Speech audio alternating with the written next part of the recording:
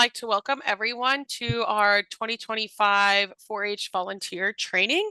As we get started with this experience, we do encourage you to fill out the pre-survey that is up on your screen right now. This is a survey for Kansas 4-H, and it's just a good self-reflection of where you are at as a Kansas 4-H volunteer. So there is a link, but there is also the QR code. So if you want to take some time to do that, that would be great.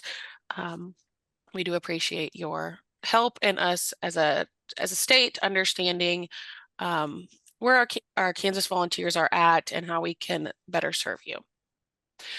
Before we move forward in our program today, I would just like to go around and give an introduction to an opportunity for all of our presenters to do an introduction. My name is Nora Rhodes.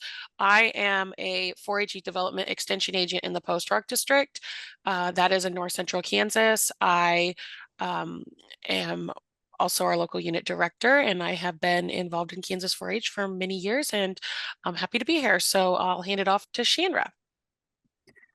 Hi, we're so glad that you're with us today, and I'm Chandra Plate. I'm the 4-H specialist for the Northwest region of Kansas, and I get the privilege of working with these agents in the Northwest and also the volunteers.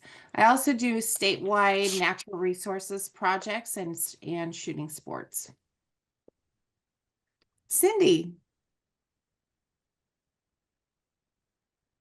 I am Cindy Walker. I am Family and Community Wellness and 4-H agent in the Phillips Rooks District. So just neighbors to the west of Nora there. And we're the 2 counties north of Hays. And just excited to be here. I grew up in Kansas 4-H, and in addition to being an agent, I have 4-Hers. So it's a really big part of my life, and I'm very thankful for volunteers who could join us today. And I will send it to Jenna Lee. All right.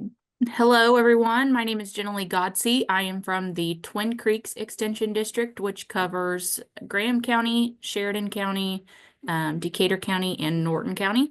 I am the youth agriculture agent, and then each of us in the district have 4-H responsibility as well. I grew up in 4-H as also actually in the state of Missouri, something I'm very passionate about and glad to be here with you all today. And Tanya. I am Tanya Underwood. I am from Post Rock District, and I'm a 4-H coordinator. Awesome. So throughout this training, we are going to be doing the first portion of the training focused on some of our Thrive research and how that impacts you as a volunteer. Just basically understanding your sparks and why those sparks bring you to 4-H to serve as a volunteer, but also how you can help support youth in that. And then the second component of our training will be focused on how we can be part of the Beyond Ready movement. So again, our objectives for today are, how can you become a Spark champion? What does that look like in your local unit? And then be part of the Beyond Ready movement, which we will kind of leave a cliffhanger for now so that we can dive into it in the second part of our training. So the Kansas 4-H Thrive study is kind of the most recent research literature base that we have that drives 4-H youth development work and positive youth development as a whole. Positive youth development came into focus in the early 90s, really as society struggled to address the risk behaviors in teens. So over the years, we've really done a lot of research and studying about how we can help youth not just worry about like removing the problems and challenges in their life, but how we can be more proactive and making sure that they're prepared to be resilient and navigate those challenges. And that's why, we're really happy for 4-H to be here. So we've been in Kansas and across the nation conducting research about the Thrive study to understand where our youth are at. So Chandra, I believe this is the Kansas 4-H responses. Am I correct? Yes, Okay. these are the responses from a survey that we did with 880 youth in Kansas. And so we had 429 responses from ages 10 through 12 and 451 responses from ages 13 and older. And the reason we broke that out into age groups is because the younger youth didn't take the entire survey. They just took certain parts of it to make it simpler for them. And so, but they did take the same questions as the older youth in their parts. Okay, so I'm going to the next slide.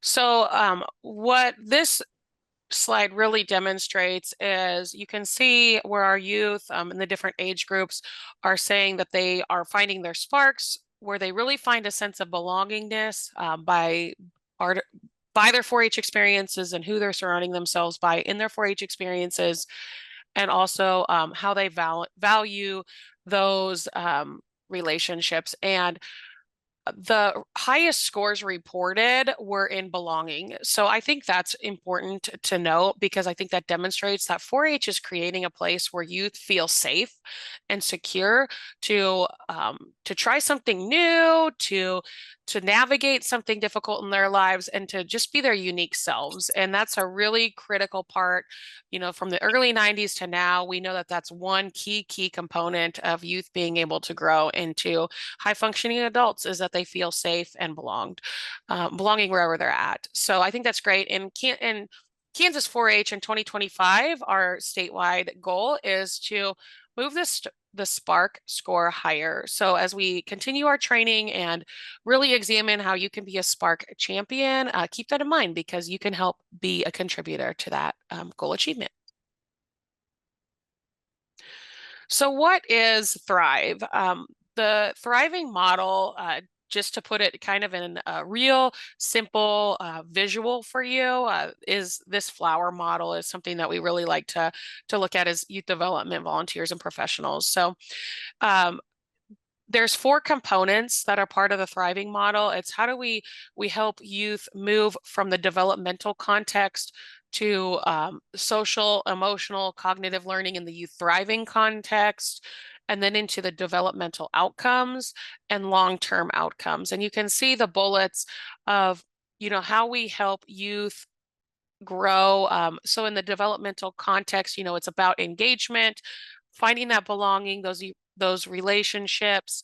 The words on the right side here, those are the key components of the developmental context. And so when you become a Spark champion, those are the things that we're really leaning into.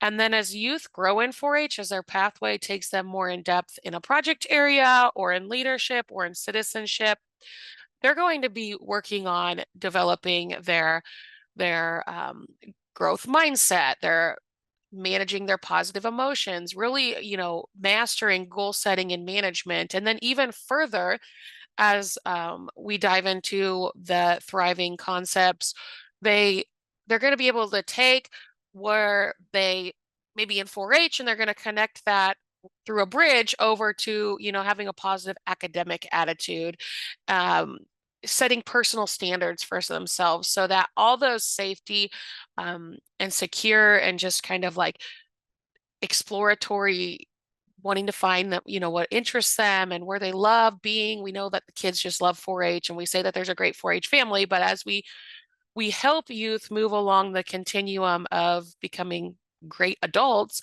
they need to be able to make those bridges and those connections into other areas of their life. And so then we get to the developmental outcomes, and then eventually the long-term outcomes, so that all of those life skills really help them find academic and vocational success. They're really committed to being involved in their civic life. They have the soft skills and, the career skills needed to work in whatever profession they want to be in.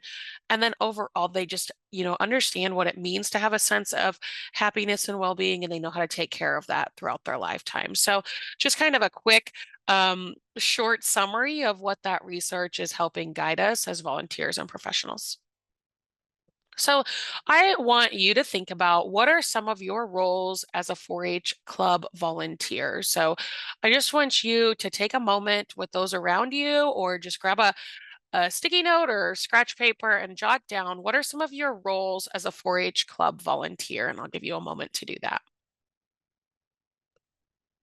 And if you are on the recorded version of this, please remember that it's okay to pause at any time and spend some more time if you're in a group and work together on this question. And so we'll have some other questions later you can also work together on.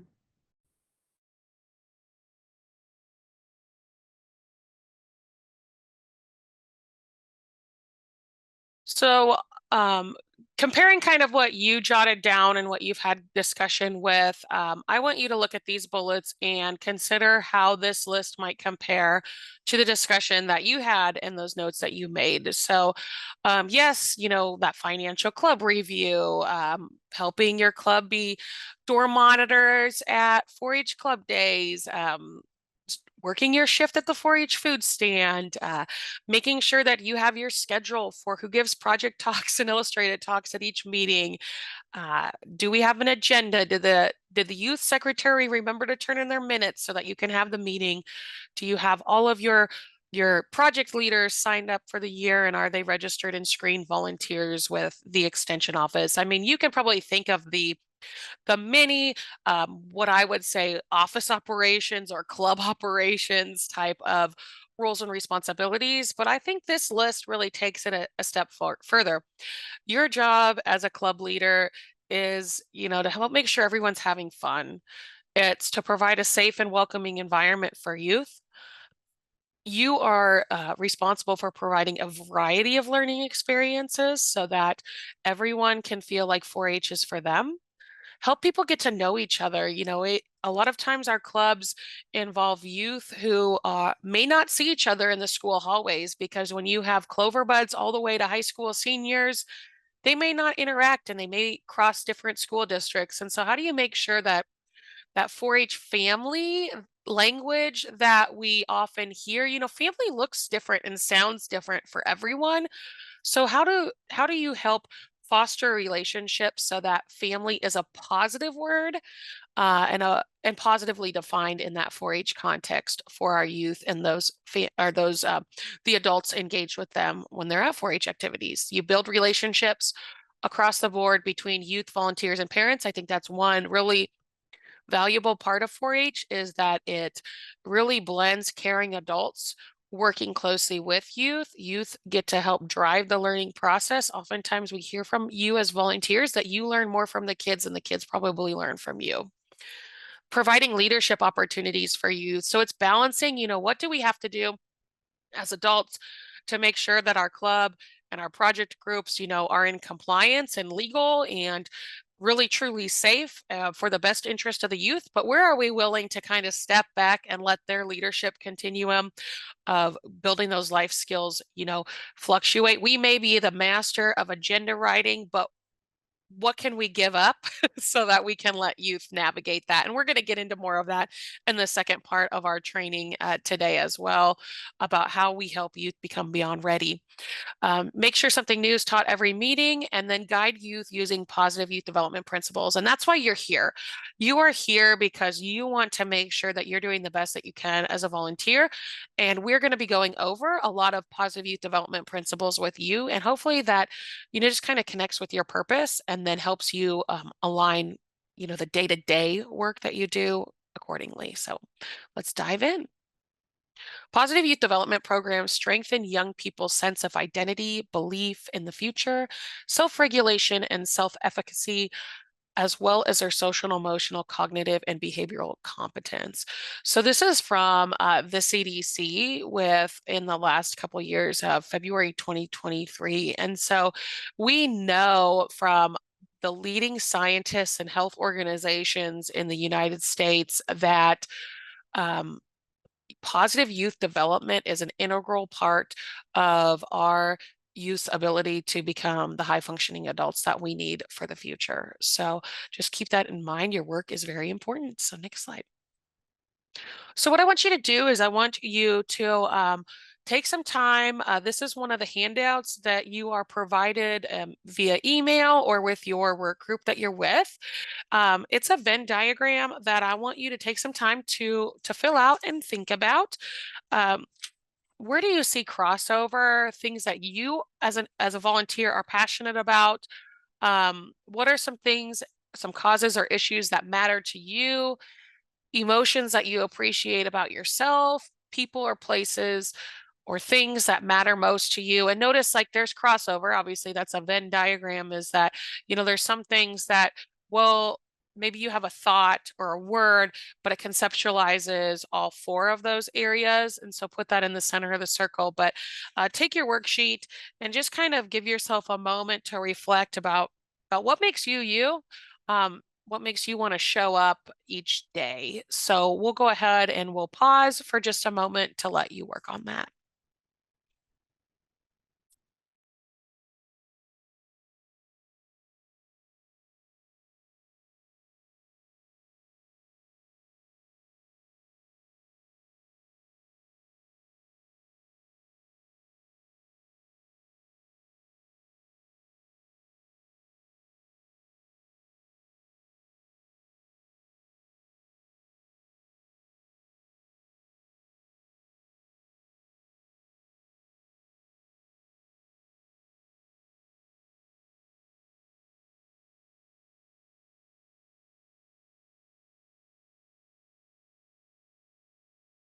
So as you independently review the lists that you have put into each quadrant, um, nothing has to be the same.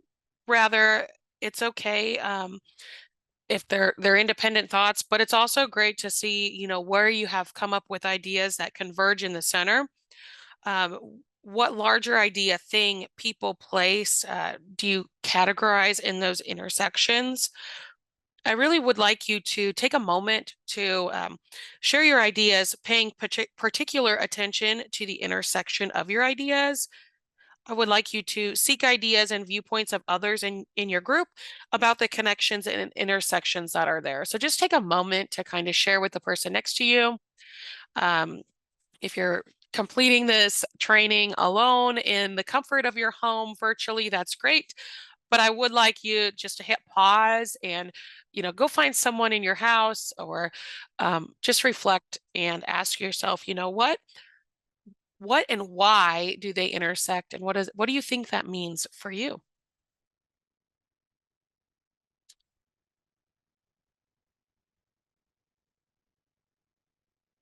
How do the things that intersect make you feel?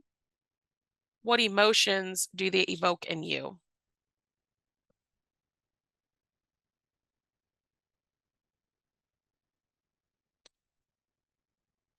One thing I want you to think about is if you notice anything that could be possibly misunderstood. So maybe it's something that is really important to you as you jotted it down in your self-reflection, but explaining it to someone else was a little bit confusing because potentially it was something that was a misunderstanding.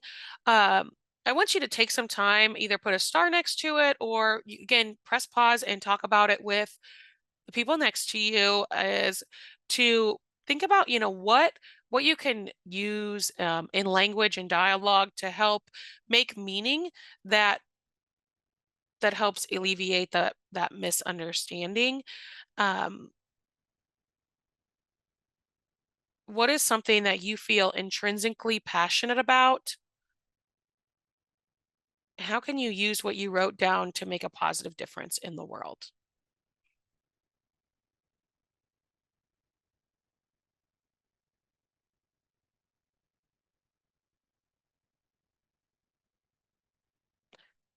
So what I just had you do was walk through kind of a spark exploration activity for you as a volunteer. So even though our intent is for you to be a spark champion for youth, it's also important as a volunteer to understand where your sparks are.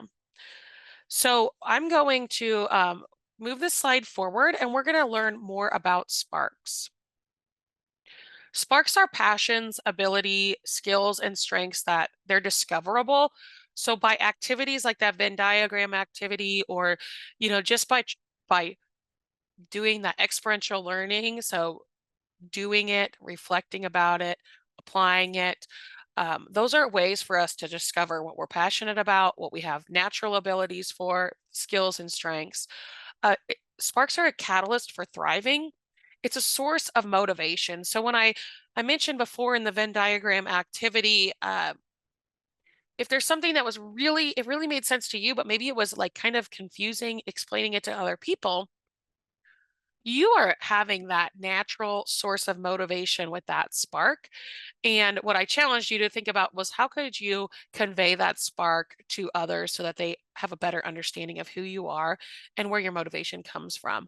Sparks can change over time. So if you, as an adult volunteer, look back maybe a decade ago, or where you were at a different, I like to call life in different chapters. Think about where you were at in a different chapter, and it is very possible that your source of motivation, what kind of you would consider your catalyst for thriving, looked a little bit different. Um, and sparks are deeper than activities. It's deeper than like watching TV or in the 4-H sense of things, it's bigger than just going to livestock shows, because if your spark is related to animal science, I often hear people who are really passionate about animal science. They always say it's what happens in the barn that's magical. So sparks are deeper than activities, and that's really what, as we become spark champions, but we also understand where our sparks are, what sparks us to be volunteers, we understand that it's really deep. And that's why in the previous activity, if something was confusing or hard to explain to others, it's probably because it's so deep inside you that you just haven't found the right words yet to be able to explain it to others, and you're going to get better at that. So next slide. Again, a spark is a passion. It's a passion for a self-identified interest or skill, or a capacity that metaphorically lights a fire in a young person's life, or for you, an adult volunteer in your life. It provides energy. And so your job as a 4-H volunteer is to be a spark champion. So that was not on the list, and maybe you didn't think of that earlier, but your role as a volunteer is that you have the opportunity to be a spark champion. So just real quick, looking at this picture, I want you to jot down on your scratch paper, or to turn to the person next to you, and just in a couple 4 or 5 words, what do you think being a spark champion looks like based on your interpretation of what's happening in this photo?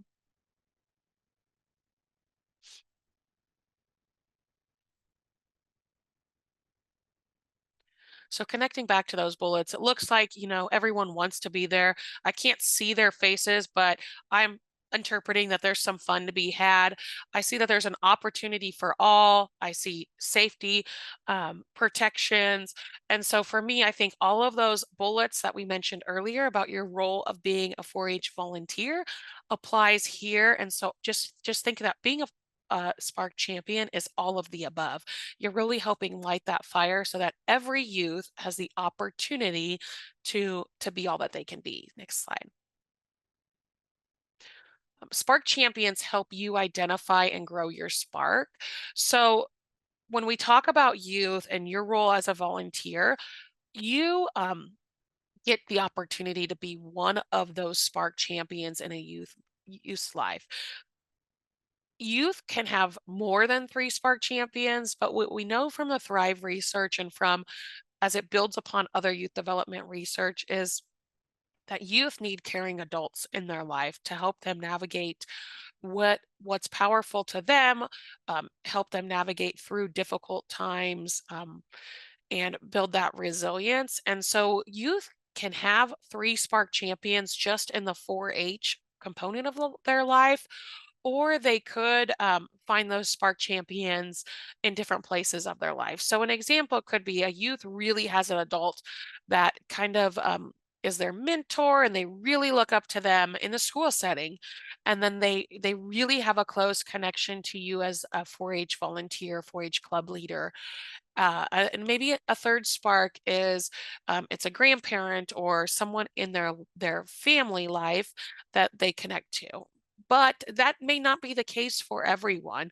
Youth may find their spark champion in their faith, where they find their spiritual wellness. It could be maybe someone they work for as youth, maybe are experiencing their first jobs. That could be a mentor for them, or um, our younger children, maybe it's a babysitter. And a lot of times, especially for our young learners who are in the beginning part of their 4-H years, we find that one of their first spark champions could be an older teen. So um, spark champions look different and they kind of evolve throughout life. And so I really want you to think about how you're that spark champion for what that youth needs right now.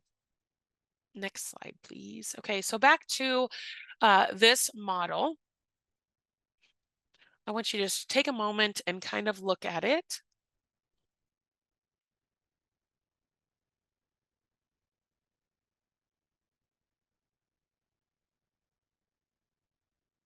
So the developmental context piece of the thriving model is really where we're giving youth the opportunity to try things out, to figure out where they belong and who those spark champions are, and what relationships are valuable to them, and then they really feel empowered.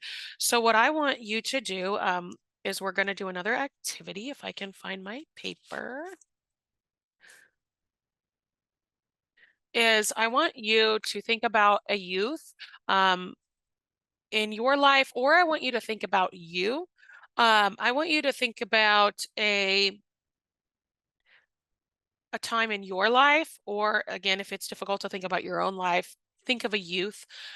Think about when you got an opportunity to try something for the first time, when you were kind of put in a place where maybe you didn't know everyone right away, but by the end of the experience, you really felt connected and you didn't want to leave. Where you made a friend, you made or you develop a mentorship, and you really felt empowered at the end of it. So I just want you to kind of, think of a time in your life when you felt like it was an aha moment for that really kind of was a catalyst for your future.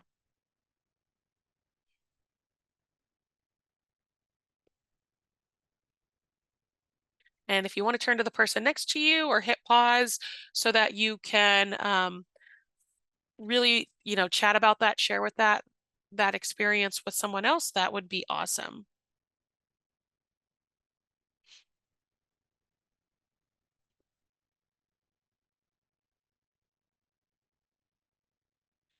So once you kind of have that experience visualized, I want you to kind of go as the flower grows and think about how that took off for you. So an example could be, I really enjoyed animals, and I had a lot of fun. When I was at different exhibition events with my family, I kind of got drug along to different state fairs and county fairs and things. I always went to the baby animal barn or the petting zoo because I kind of just wanted to be friends with all the animals. So for me, that was a place that I felt like I fit in, and it was where I felt safe. And then, once you show up somewhere every morning at 8 a.m., you start to get to know the people that are in charge. And so I started to feel like I had a sense of purpose by being there, because the adults in charge of those places let me kind of help take care of the animals, right? So they let me kind of help feed, do watering chores. I think, I was a win-win because I was extra hands and feet for them.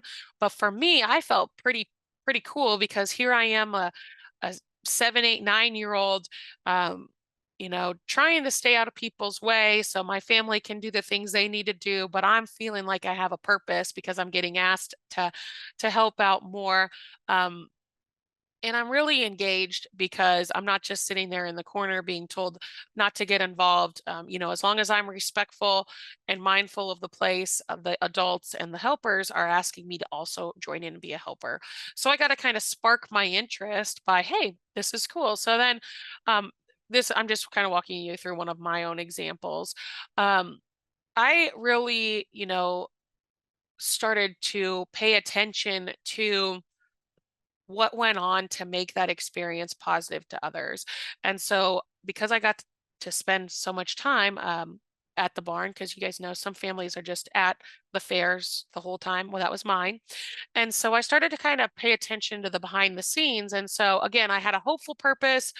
Um, and over the years, I just created this awareness and knew that it made me happy to be there, but it also inspired me to pay attention. How are they managing it? I wanted to know more. I wanted to understand more about where did they get those animals from? Where do they go after the fair and all of those things. So I started to kind of apply a growth mindset. I'm always seeking to understand more, and I'm applying it to my interest and joy of getting to be in the petting zoo. And then as the people around me were noticing that I like to spend a lot of time there, they over the years, would give me personal responsibility and a contribution. So by the time I was 14, 15 years old, I had the opportunity to kind of be a co-manager of the petting zoo space. And so, again, my initial interest in animals and animal science, way down in the soil where the roots are, my Spark champions, kind of let me be there to be dangerous, dangerous in a good way of like, exploring, not dangerous as in I was putting any animals at risk. But then before I knew it, I was like in charge of the animals. I was in charge of paying attention to my community and seeing who had new piglets to bring to the petting zoo, or I was in charge of like, hey, while you're at school, if you see any ag in the classroom activities, like you can create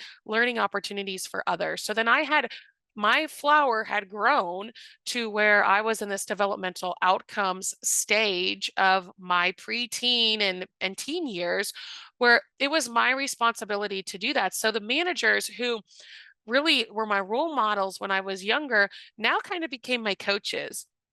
They were there for me when I needed to ask a question, but really they started sort of standing, we were switching places.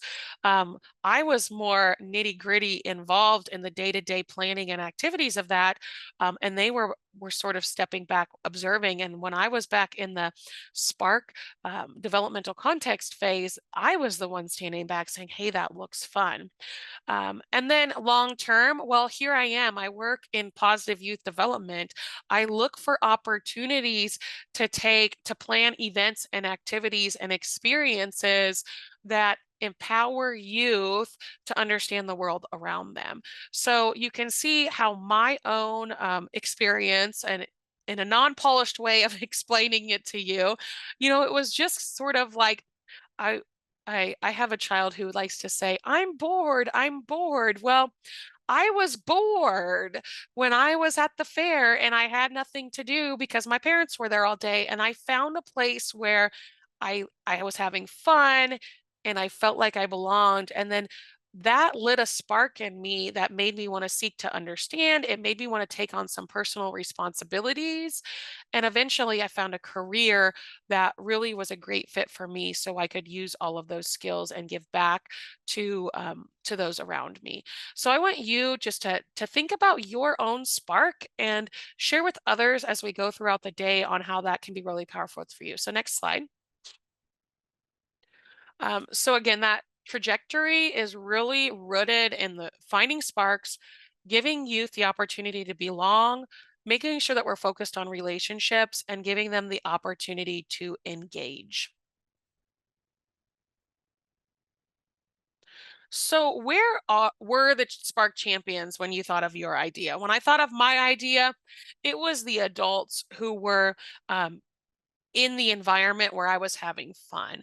They were indirectly related to me when I first started, experimenting with my interest of seeing how many hours a day I could spend in the petting zoo. Um, they, why were they Spark champions? For me, they weren't ignoring me. They weren't closing the gate. They were okay that I was there observing. They asked me open-ended questions. So they got to know me. Hey, how are you? What are your parents doing here today? And so they got to know me. They also gave me opportunities to help in an age appropriate way. So, when I was young, hey, can you get the waters out of the rabbit cages so we can fill them up? But then when I'm 14, it's, hey, did you learn about an Ag in the Classroom activity that we could do at the fair so that after the parade, kids have something to do? So again, they were Spark champions because they took an informal relationship and they were willing to let me become their friend. And then why were they Spark champions? They were Spark champions because they used age appropriate ways to connect with me. So next slide. 4-H is that value added piece. So I gave you how, a 4-H county fair experience became really, truly important for me in my development. And I think we could go through every single project area in the Kansas 4-H offering and talk through the value added there. I think 4-H, because we have that experiential model, it really gives us that natural scaffolding to help youth grow their flower. Now, here's the cool thing about 4-H, and I know we've probably all dealt with it with youth, is they try something out, and maybe it's fun for them in the soil. They're not against it. They feel safe. They enjoy hanging out with the adults around them. But then when it comes to challenging them to set goals to kind of raise the bar, they realize they're not as motivated about it. So maybe they really enjoyed the beginning part of the rocketry project, but it wasn't their thing. And it kind of became more of a chore for them to work through it than passion. But they learned through their friend who they met that instead of rocketry, they could build robots. And so they were able to shift and take many of those same relationships and shift their focus into something that was inspirational to them or motivating to them. Um, I know that sometimes I work with youth. They're like, well, I used to show rabbits, but I don't anymore. Now I show steers. Well, as Spark champions, we in 4-H, we have the privilege of explaining to them, well, that's great, but did you learn about how to take care of animals with your first animals? Yeah. Well, do you think that helps you do a better job with your steer? Well, yeah. And so they can realize that even though their spark or their source of motivation has maybe changed or shifted or advanced, that there's that value that they added to where they're going based on where they were. I always enjoyed too the kids that, well, I used to do the foods project, but I told mom I'm not going to do that anymore. And that's great. But I think if you checked in with some of the youth that you engaged with when they are college students, maybe living on their own in their first apartment, or trying to pack lunch for their first workplace experience, they may be able to go back and be like, I really didn't like learning how to bake pies, but I can appreciate the time I spent with my grandparent or my neighbor learning the basics. I can appreciate that. So I think that's where the value added kind of scaffolding of 4-H goes, is we give youth the opportunity to set things down that are no longer a motivator for them and to pick things up that are, without losing the life lessons that are along that journey. And I think that's really when we get to the long-term outcomes of happiness and well-being, for me at least. Part of resilience is knowing when to set things down to appreciate what it did for me, what relationships did for me, what experiences did for me, what hobbies and passions did for me, but also give myself permission to pick something else up. And that's a long-term life skill, knowing how to balance those boundaries and when to try something new. So that 4-H value added is great. Next slide. So, tips for Spark Champions, just to help you navigate working with youth. Can you hear me now? So, adult and youth partnerships are required to help youth really feel like um, they have a purpose in the world.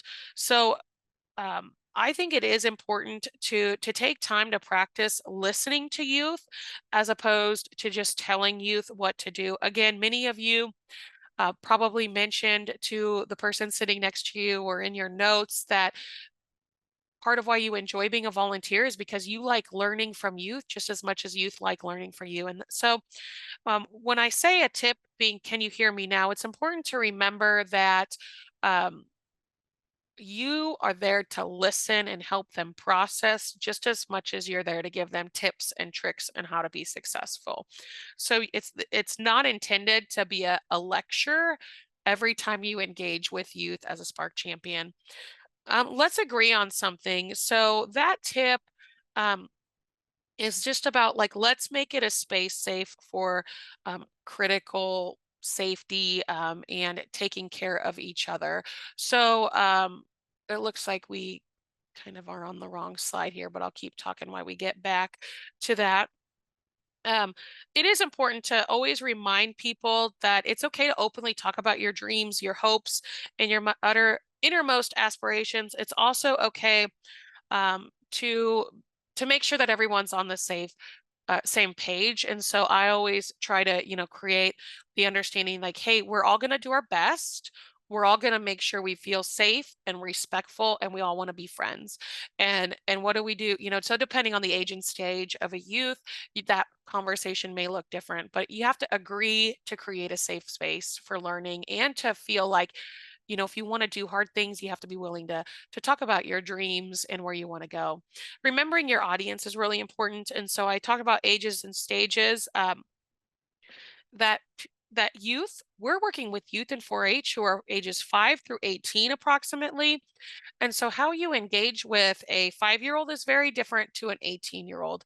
And so it's really important to always just kind of take a step back, rise above the situation and think about, okay, what is appropriate in this youth's development, and what's going to help them, really take care of the soil so that their plant can grow.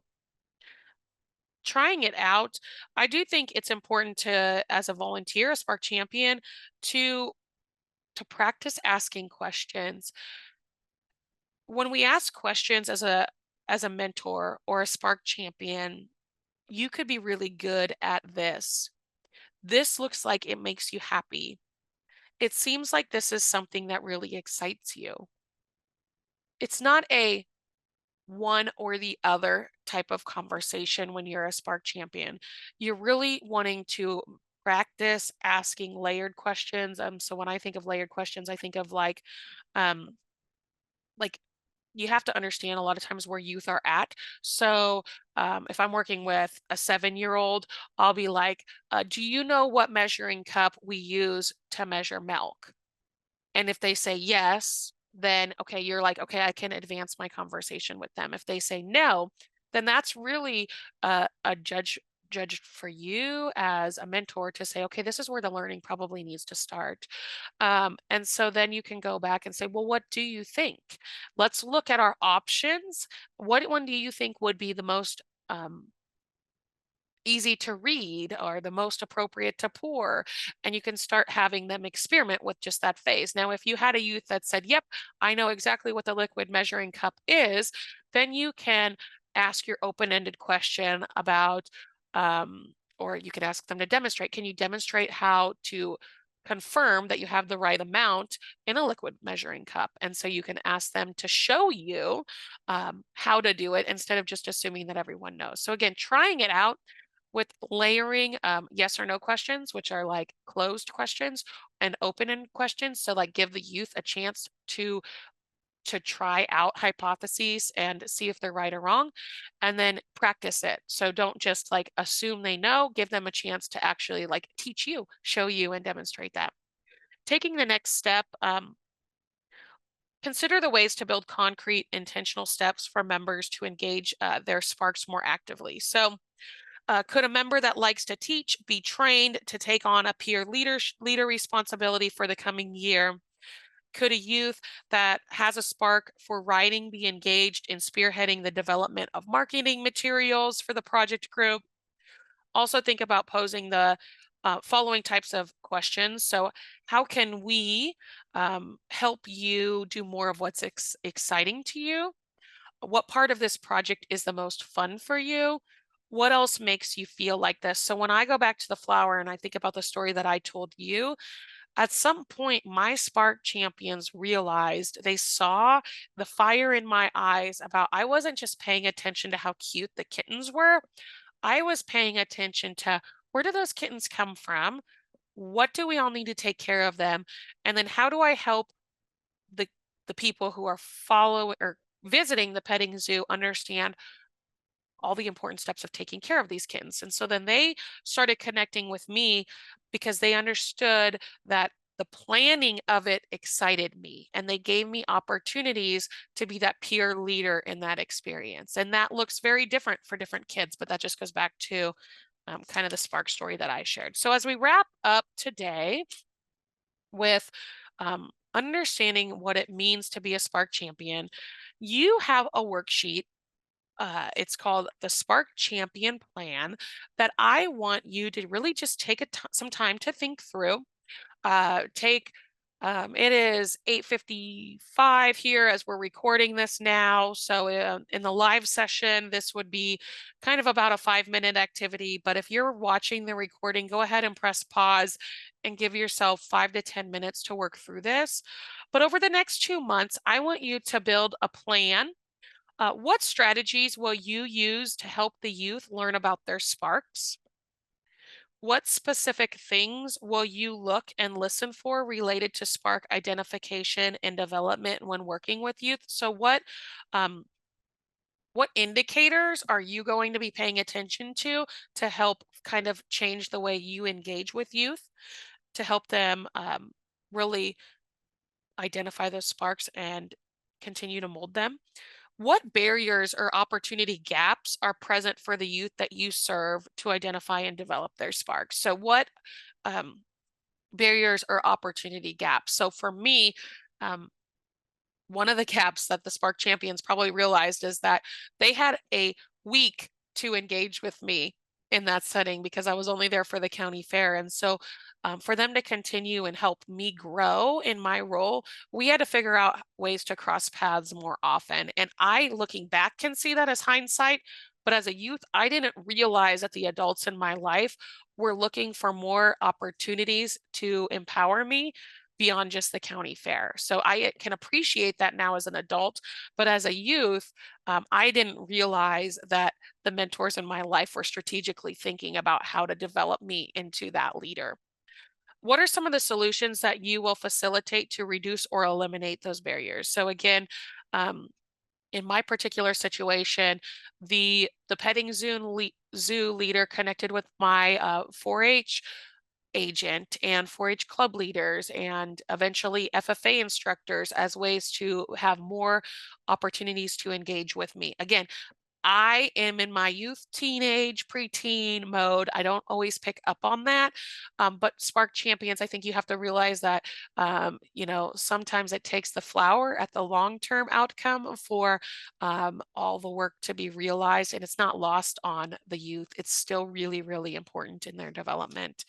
And then the last part of the plan is, what specific phrases or sentences will you practice using when communicating with youth that will help them understand the meaning of the spark? So if you are the dog project leader or teaching youth how to show swine in the showmanship ring, or helping youth understand how to bake a pie or things, it is really, really helpful to map out what your conversation could look like. Because when we're in experiential learning, we're doing things, we're reflecting, and we're applying. Well, as a Spark champion, when you choose to listen and when you choose to ask really strategic questions can be really important in that catalyst of lighting that spark. So be thinking about, map out the questions, have a list of, closed questions to see where their learning's at, practice opportunities, and open-ended questions to give them a chance to share where they'd like to go with that for you. So I would like you just to take some time to work through that Spark Champion plan, and then I would like you to share that plan with your peers around you. And then my last challenge is for you to take your champion plan to your extension office and share it with your extension professionals, because 4-H is only successful because of our volunteers, and we know that your passion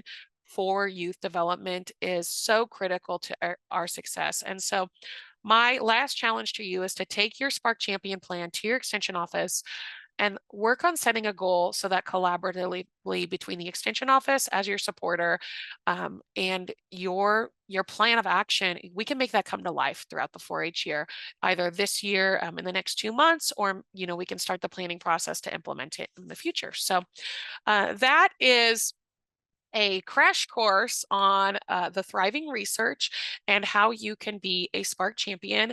You have a lot of resources that were shared with you via email and with your groups that you're watching this training with. So I do want you to take some time to look through those at your own leisure if you want to fill in some gaps on maybe some of the definitions that I didn't go over in great detail. So I'm going to hand off the baton to Chandra. Actually, Nora, I have a couple of questions about sparks. So if my spark is not what I see the youth being sparked by, how do I find, or if we don't have a project leader in that area that they are sparked by, how do I find the people or who would be their spark champion and help them along in that project area? Yeah, so I think that's a great question, because in a lot of our extension counties and extension units, we only can do what we can do, and your ability to be an effective volunteer also means that you need to protect your own health and wellness in your own time. So I would really highly recommend that you get a hold of your extension professionals with this Spark plan. Maybe your Spark plan is that you do recognize that you have a lot of youth who are interested in the dog project, and dogs are not your skill set, right? I think we can do some brainstorming with the extension team to connect. I know there's opportunities to go across county lines to bring in guest speakers. And I go back to my example um, of me being a Spark and then becoming a professional. Maybe you are not interested in the dog project, but you know that youth want to do it, but you also know how to organize and to make phone calls and to help plan an event that is safe and secure for that.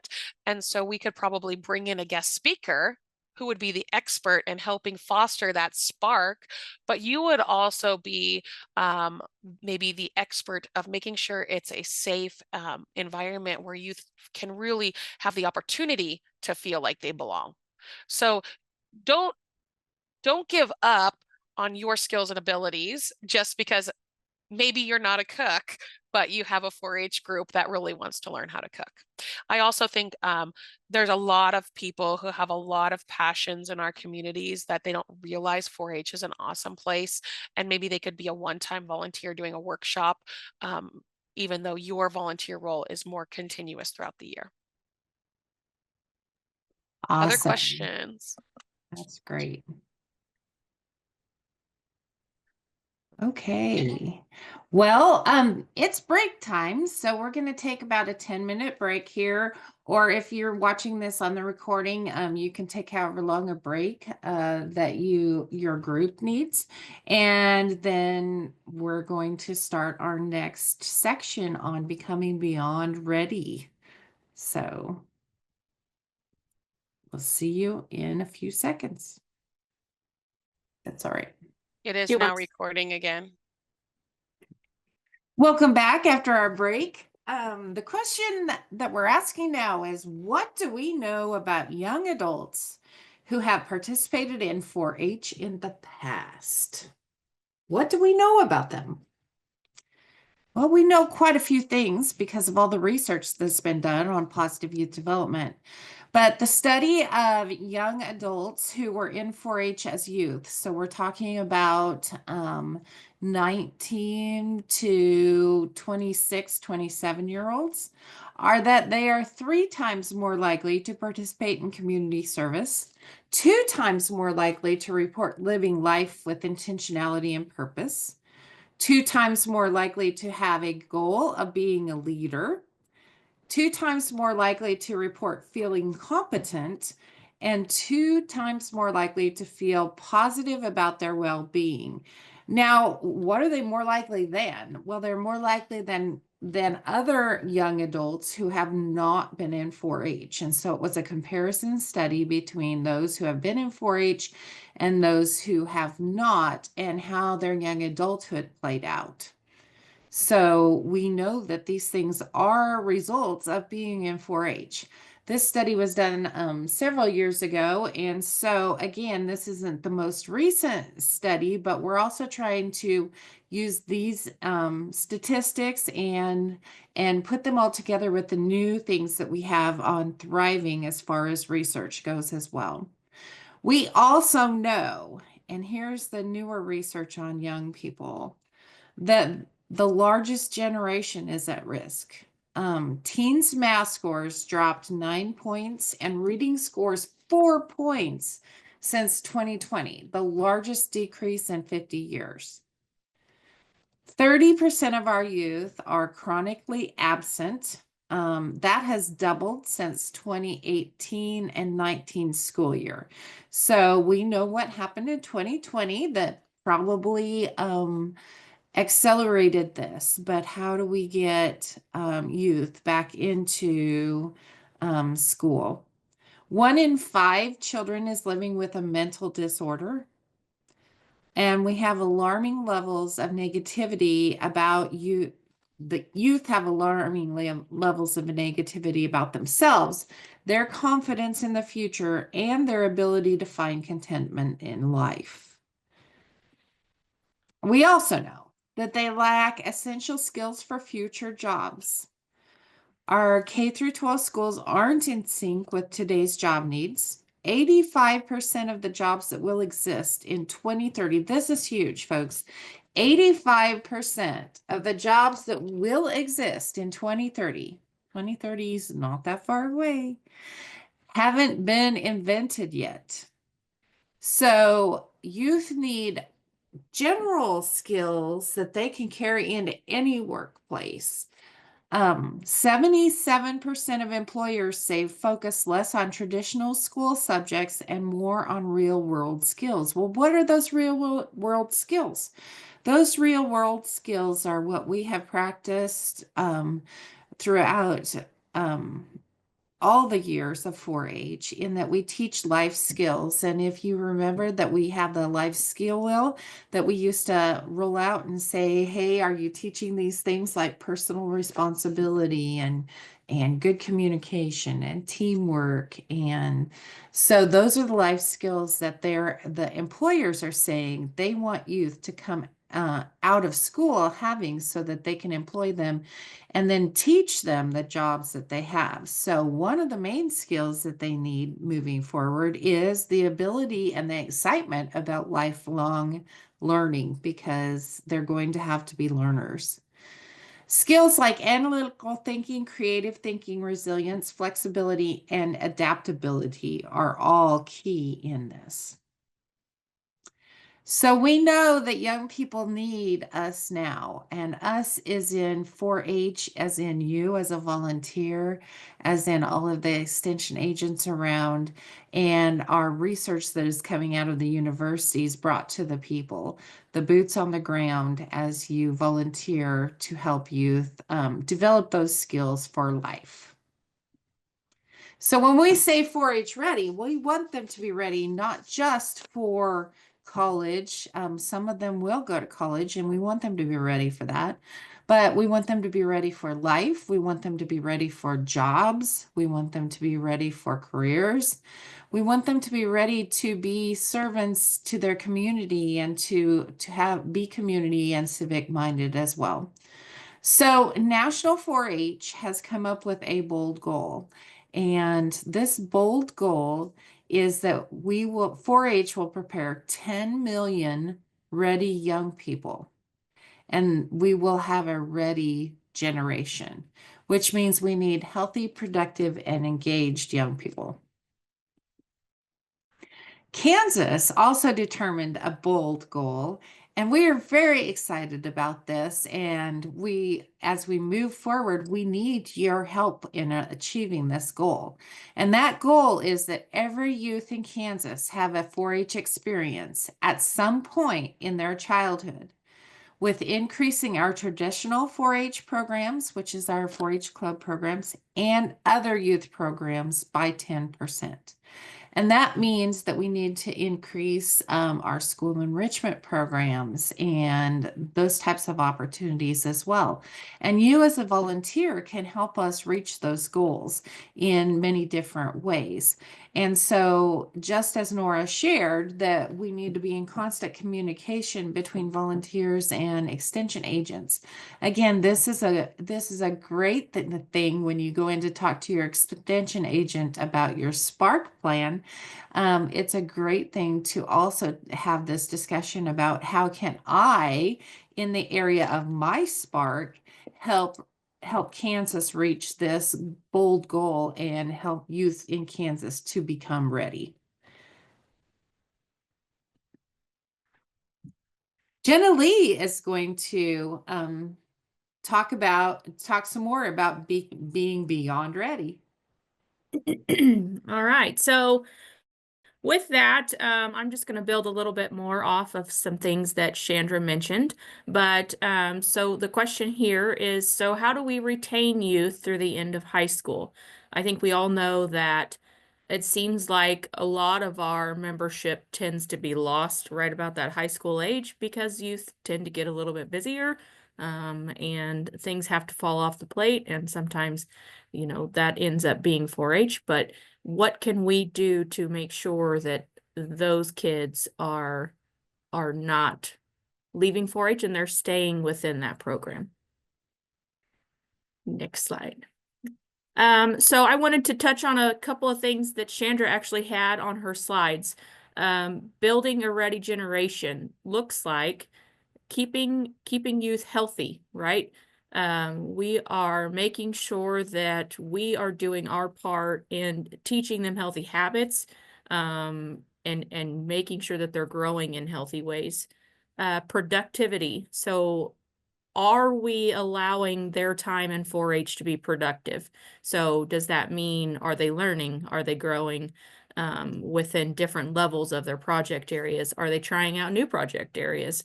Are they building leadership and being productive within those areas? And then, of course, engaged. And I would say, in my personal opinion, 4-H does this best in most ways. We are very passionate about making sure that our youth stay engaged during their time within the 4-H program. And I think that is very important. Next. So some of these Chandra actually shared with you, but I thought it would be nice to really build on that as we talk about Beyond Ready. So 52% of youth feel like they are failing at life goals. And this was within the National 4-H's big pledge toward Beyond Ready. They listed some of these reports. The Child Mental Health Center says 52% of youth feel like they are failing at life goals. What is one of the first things that we do in 4-H at the very beginning of the project year? We hope we're setting goals and learning how to create SMART goals that we can really shape our projects through for the year. And that this is a great example of why that is so important. And I think Cindy will talk more about this here in a little bit, specifically goals and record books. So 77% of employers focus less on traditional school subjects and more on real world skills. And Chandra really hit on that one earlier. But I think that is another thing that 4-H is really good at.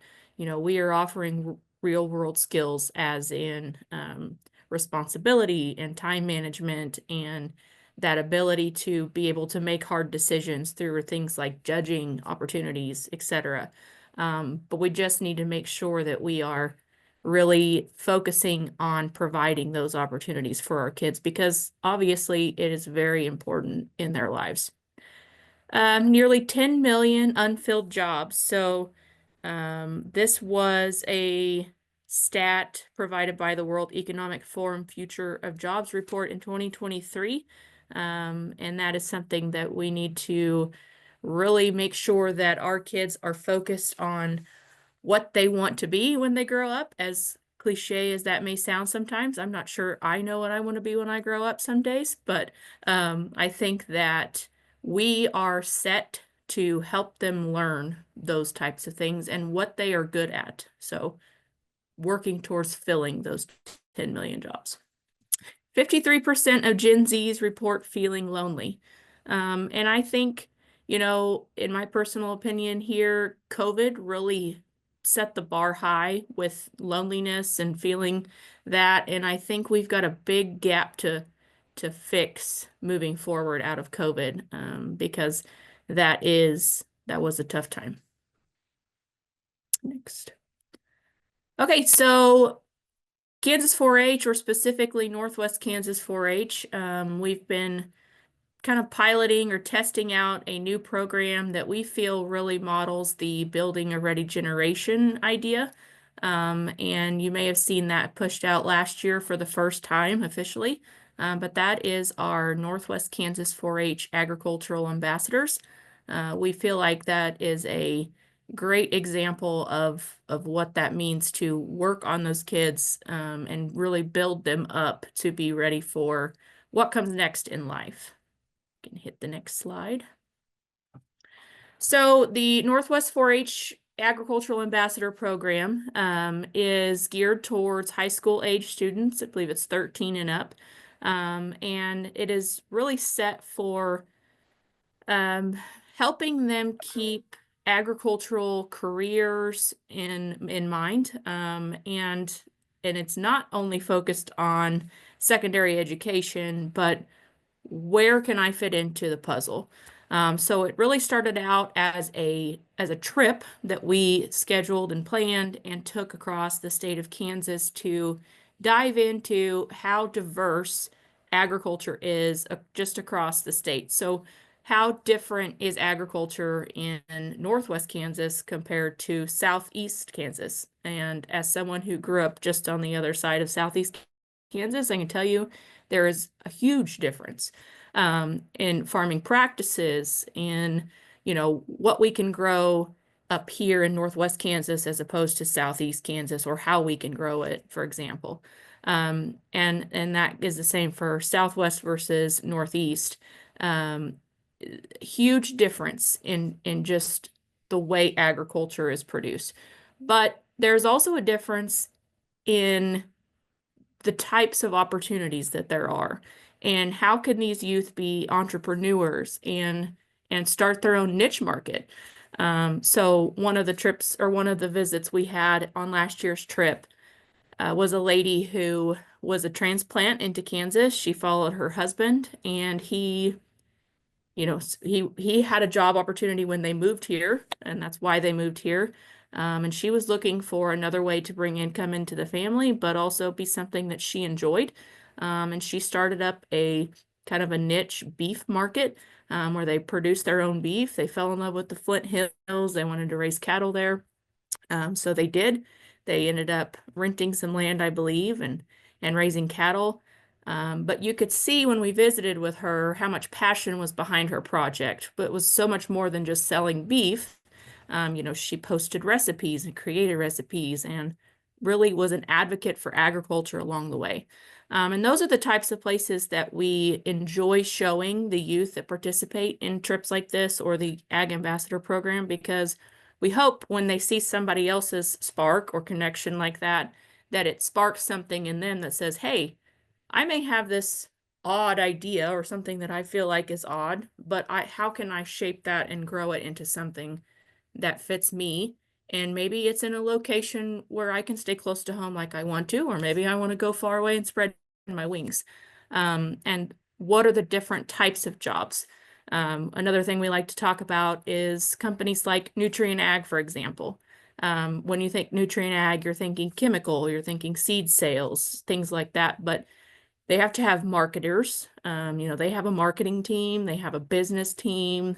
There's whole different levels of opportunities within agriculture that are not just, focused on raising livestock or raising crops.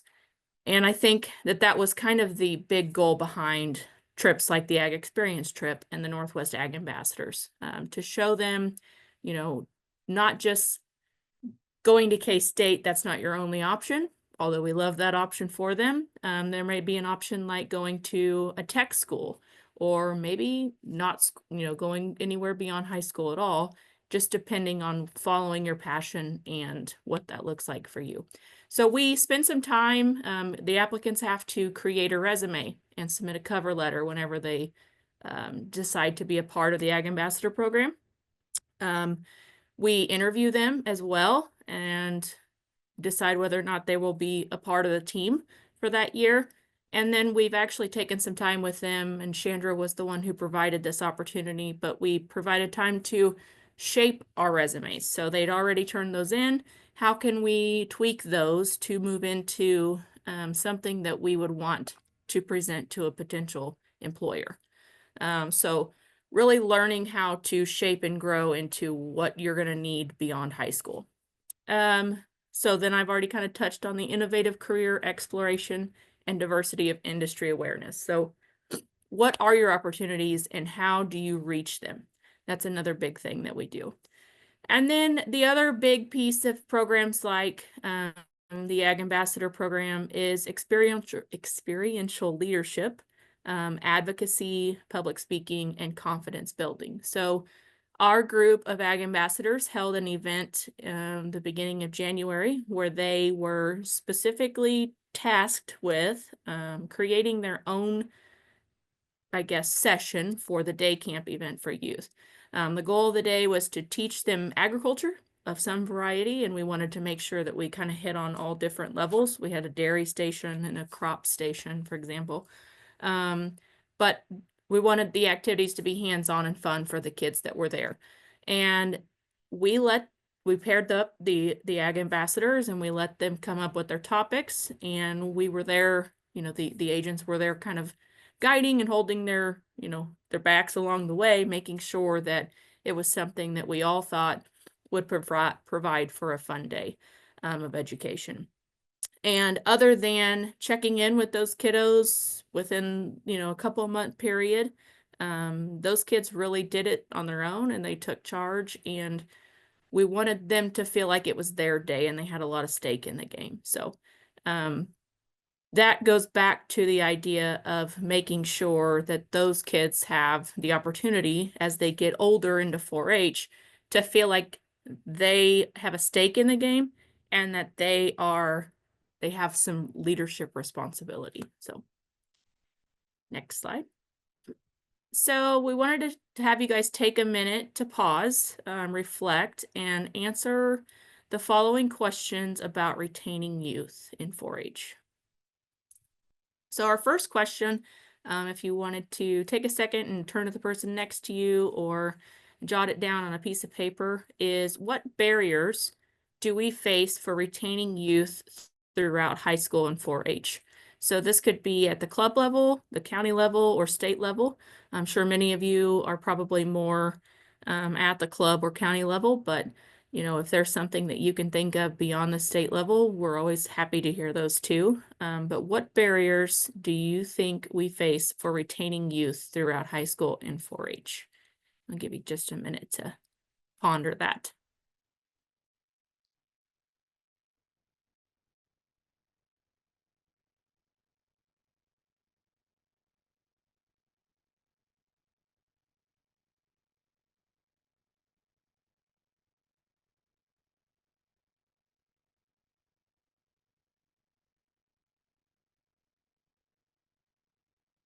So a lot of people, I'm sure, one of the first things that come up, and I think I mentioned it earlier, tends to be, their schedules. When they hit high school, they get so busy.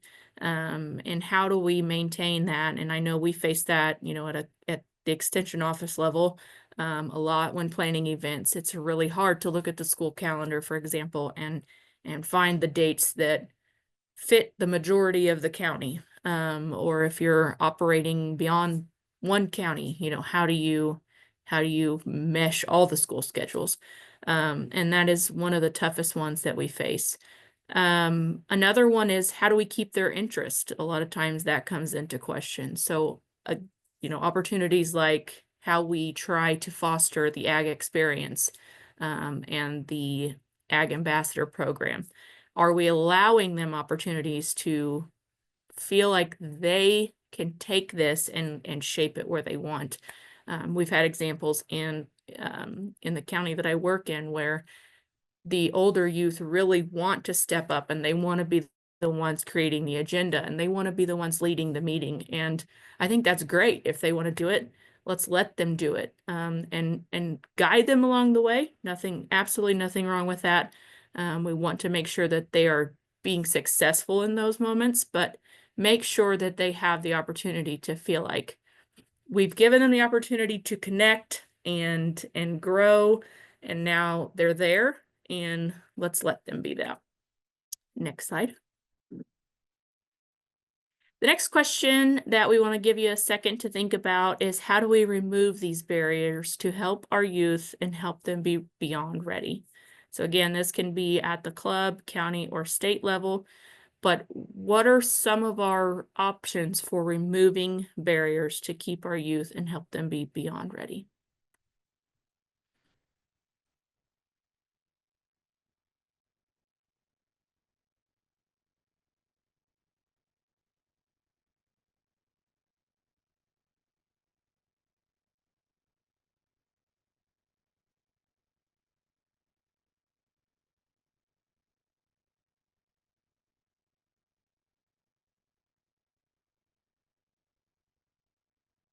Okay, so some of those I kind of mentioned previously, allowing them to take charge.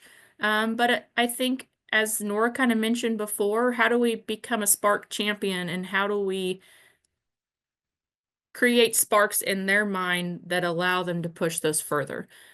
So how do we encourage them to try something new? Or, maybe they saw the opportunity to be a part of State 4-H Council, but they're not really sure that they want to commit to that. How do we create the idea, help them create the idea that that is an excellent opportunity to feel a sense of belonging even further than what they feel locally? Help them make those decisions, but encourage them along the way. Next slide. So, kind of to wrap up, Beyond Ready from my point of view, just wanted us to go back to the 4-H Thriving model and think about how we can use that to outline, it outlines key milestones and capabilities throughout the different stages of their lives. So, in middle childhood, we are focused on teamwork and that sense of belonging. Or when a 4-H'er first joins 4-H, we want them to really feel that sense of belonging. They have a place to go where they feel important, where they feel safe, where they feel like they can learn something new and have fun in the meantime. But by the time they're reaching that middle adolescence, we want them to feel, or they want to feel, independence and be able to start planning their future. In a lot of sense, they're getting a lot of pressure from probably parents and school and all the different places of their life to make those decisions. How do we help them along the way to be that person in the background that's a champion, that's pushing for them to be successful? And going back to the 4-H Thriving model allows us the opportunity to really look over how we work from the beginning of a 4-Hers membership through the end, and how we want them to grow in the meantime. And then just really to consider that it's our job to instill those skills, resilience, sense of connectiveness, and confidence that they need to thrive in this ever-changing world. So I encourage you all to really try to be those champions for your 4-Hers, and really help them grow along the way and think about what they want further in life and how to get there. So I will turn it over to Cindy. Oh, I forgot we had one last slide. So Another challenge, how do we reach every youth with club school and other programming? How do we allow them the opportunity to grow in the club? How do we make sure that we're reaching other kids within the school, as well as through other programs that we offer, like clinics, judging clinics, or a baking program, for example. Now I'll turn it over to Cindy. All right, thank you. So I am talking about another thing that we use to help youth to become beyond ready. And of course, we've had it for generations. And I am talking about record books, of course. But with that now, of course, we have project report forms. We have cover letters and resumes for those seniors who are going on to regional and state competition. And then also in 4-H, we have scholarship applications. And so I'm going to be talking about some of those things and ways that you can help youth and families to be successful with those things. And so here are the paraphrased goals of why do we do record books in 4-H. They help us to teach goal setting. They help 4-Hers to make action plans and see how they're going to achieve those goals. It helps them to evaluate their progress, to see how they have grown through the project through the years. Through all of their 4-H. It helps them to learn record keeping skills. 4-H isn't the only time in your life that you need record keeping skills. That's a lifelong thing. It helps them to prepare for having those resumes later in life when they need them for their careers. It helps them to learn to communicate, prioritize, and summarize their experience, which is a really important skill. It helps them to practice responsibility and follow through on something. And then, of course, for 4-H, we add that competitive element that people can choose to participate in. And so this is kind of more on a personal level. I have 4 4-Hers. 2 of them are getting older in their career as 4-Hers and are in high school. And so one of the reasons why record keeping is so fun is because we have all of these memories of various experiences that they have throughout the year.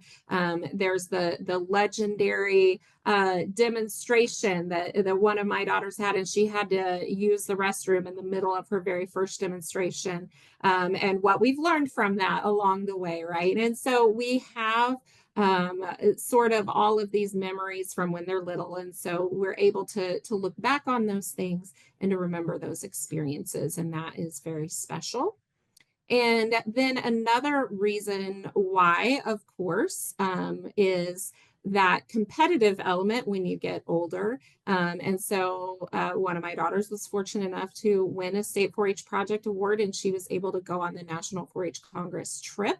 And that is something that maybe not everybody realizes is an opportunity, but it is a very, very special opportunity that she had, and certainly others in our county who and her friends have worked a lot harder on their record books since she did that. We had some that set their goals, that they want to go after one of those awards too, because it was such a great experience for her. And there were so many things that they learn on that 4-H Congress trip. They get to serve the Atlanta community and experience a very different part of the world from our northwestern Kansas home. And so that was just such a good educational experience and something that she'll never forget for sure. And then the other reason, I have a senior this year. And so she is filling out so many scholarship applications for different things. She's been a finalist for some of those scholarship contests because she has all of this information from everything she has ever done in 4-H. And she has leadership and citizenship, and she has all of these experiences. And that has been incredibly helpful as we do that. We just have to pull up the record book and figure out, what goes on the resume for that, or to get a targeted cover letter, or what she could put in her application. And so we have records everything, and that really has been an advantage for her to be able to do that. And so she's seeing kind of why we've been doing it all along. All right, so record books, great thing to do. This is where you can find the resources and information. The Kansas 4-H website has undergone a little bit of a facelift and some restructuring, but a lot of the same elements are still there. And so on the kansas4h.org page, if you click on resources over there and then the awards and recognition tab, that is going to be where you find all of that information. Everything's linked there. And if we go to the next page, we'll see kind of another step that we have in the process here. Okay, so this is the actual awards and recognition page.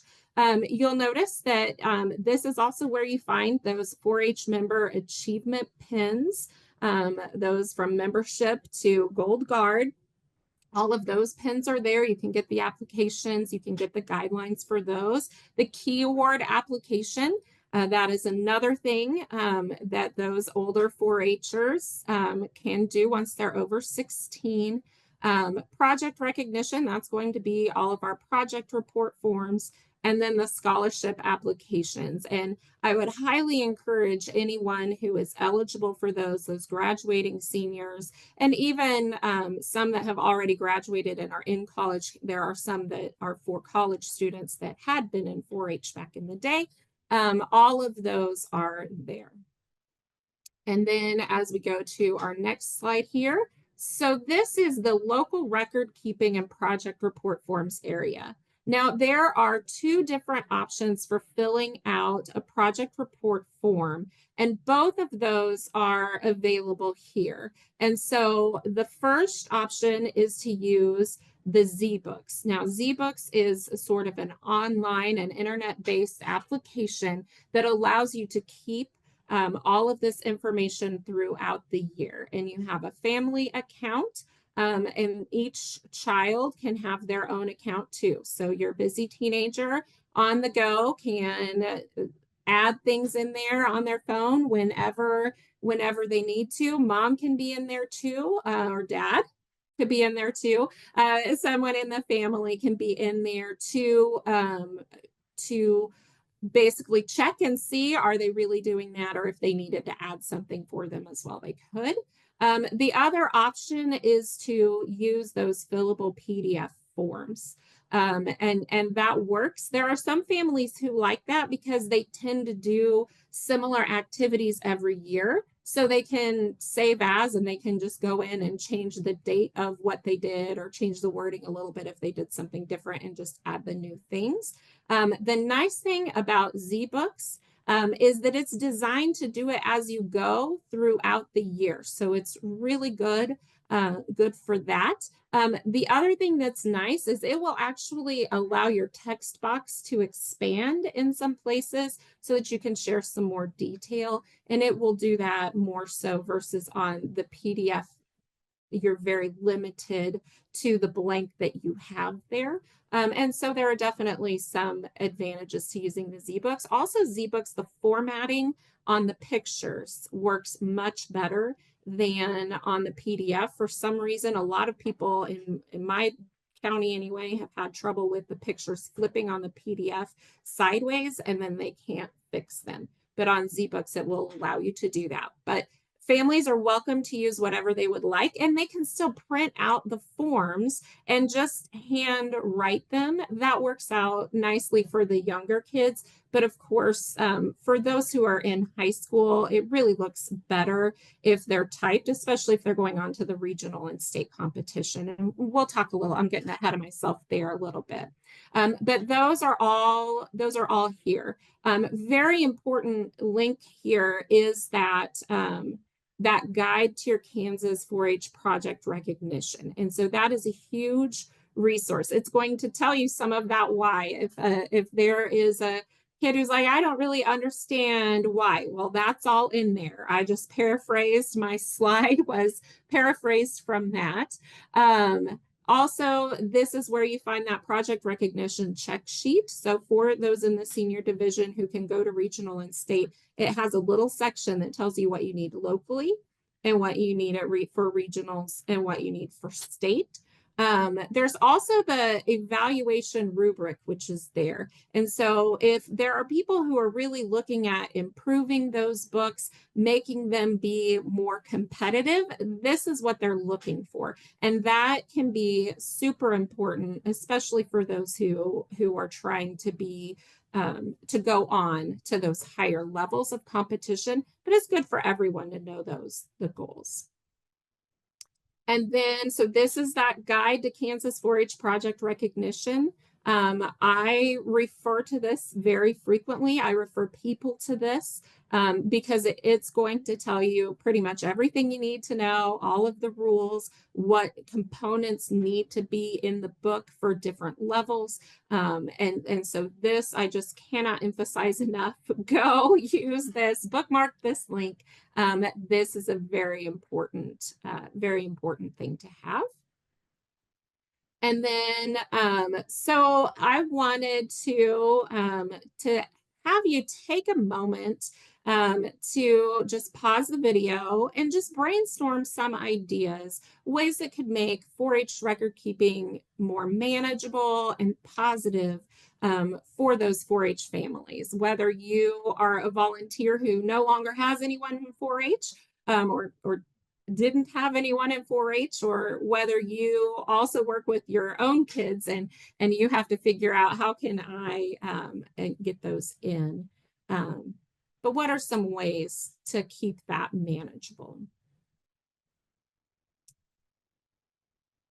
And so I'll just go ahead and go on. Hopefully you took that time to pause that. Here are some of the tips that I really recommend. Start early. Start when they are 7. We'll talk a little bit more about the project report forms later, but they do have different levels. And so starting early on allows them to do the record books when they're a little bit easier. The reflection piece on those is like one sentence, and so they just answer the question. And so that starts building those skills. Also start early, as in the 4-H year. Your record book should start October 1st. The first thing on there is goals, right? We know when we are judging record books, you can tell sometimes that people are like, oh, what did I do this year? And here are the goals. But setting those goals at the beginning of the 4-H year is super important. And then you have one whole section done of your record book and ready to go. Also, then the other thing that allows you to do, especially for those kids, again, who are wanting their record books to go on, they can set goals to do things to fill all of those sections. Because sometimes we get people saying, well, I didn't do something for every single section, so do I really need to do a record book? And on the local level, I say, well, if you didn't do anything, you can skip that section, and then next year you'll know. Set a goal to do something for that. That's oftentimes leadership and citizenship, especially with the younger kids. Those are the areas where we find people are lacking, but you can set a goal and intentionally do it because you're planning ahead and you started early. Update as you go. We have a couple of our clubs in our county who are they have a very high percentage of kids who complete record books. They actually, one of them, the club leaders have a little file box, and they bring it to every meeting and they pass it out to the kids. And that's one of the first things they do before the meeting really gets started is everybody adds. Did I do anything that I need to add to my permanent record? Do I need to add anything for this particular project report form? Keep a positive attitude and realistic expectations. As a leader, as a volunteer, as a parent, this is super important. If we have a positive attitude and we're able to go through and we're reminiscing and we're remembering and we're celebrating all of the things that we have done throughout the year, that really sets the tone. If you are just angrily saying, you need to get that done and you have to sit there until it's done, well, that's not going to be a fun or positive experience. And so that's going to raise tensions. That's not going to be good for the relationship with the kids. And starting early really helps with that, because then the youth only have to do a very short amount all throughout the year. When people wait until the last minute, then you're under pressure, right? And so that time crunch and doing everything in one day, that's not going to be a positive experience for adults assisting or for youth. And so setting yourself up. The other thing with the realistic expectations to keep in mind is not every youth is going to do a competitive record book. There is value in doing record books, even if it is not for competition. It is a PIN application requirement for all of the PINs above membership to have a full record book. And then for even the membership needs to do the personal information page in the permanent record. And so some kids are going to be happy to do the bare minimum, right? And some are going to want to do super elaborate competitive books, and there's going to be a big spectrum, and that's okay. And so keeping realistic expectations, what can a youth in this age do? A 7-year-old's record book, my kids are really far apart in age. So my 7-year-old's record book last year looked very different than the sister that was competing at the state level, who wrote 6 pages of reflection. And then I had to help her cut that down into the 4 versus the one with the single sentence, complete the sentence book, right? And then another sister who's like, well, could you write a little bit more in your reflection, right? Those, there's a lot of variation there, and that's okay. And, this is 4-H is about growth, about being where you are, and then trying to grow and mature. And so record books are part of that too. Remember that this is a learning activity for youth. And so they have to participate to learn. So when adults just jump in and do everything for them, then the youth aren't really learning all that they're supposed to learn. And when we judge, sometimes, sometimes that can become evident also, but not always. And again, I already said this one, but it's okay to have different goals. And so recognizing where your goal is and then trying to maybe grow and mature. The next slide here. So 4-Hers are learning. So we need to celebrate progress and not always demand perfection. That's an important part of communicating that sense of belonging, those important relationships with trusted adults. And so sometimes we can lose sight of, the progress that they're making because maybe it wasn't as perfect as we would have hoped, or it wasn't as good as if an adult would have done it. But it might be very age appropriate for that youth. And it might be a huge growth that they were showing. And so it's just really important that you're doing that. Allowing ample breaks while working on books. And I kind of talked about that earlier as we're updating as we go. That is really important. But making sure that there is time so that no youth has to sit at a computer for 3 hours straight with no break. Because they're not going to function well, and that's not going to be setting anyone up for success. Don't just record the things, reminisce. I think that is really important. So you can look back and you can see the growth. When you get out the record book, flip back through the years. Well, you remember this picture, or when you're going through pictures, looking for things, laugh together at the funny memories. It should be an enjoyable experience, and celebrating those memories and that progress, that is something that is going to be educational and help build those relationships. As leaders, even if you don't have youth who are working through the record books, take the time to actually read those books when you sign them and provide encouraging feedback. There is nothing worse than the feeling that I spent time all throughout the year. I've been working on this record book. I poured my heart and soul in there, and absolutely no one even read it, right? So as a club leader at that level, go through, make some notes, or look over it with the child, or something like that, but definitely provide some encouraging feedback. Stick a Post-it note in there if there's something to change for next time. All right, I apologize. The fire whistle is going off to alert the volunteer fire department to go. So if you can hear that, I'm sorry. If you can't, then you have no idea what I'm talking about. It's still going. Hopefully everything is okay with that. Our Kansas 4-H project recognition system, and I've already kind of alluded to it several times, but this is kind of our plan. So we have everybody starts at the local extension unit, and this is going to be your record keeping and project report forms, and this is going to be for every 4-H'er.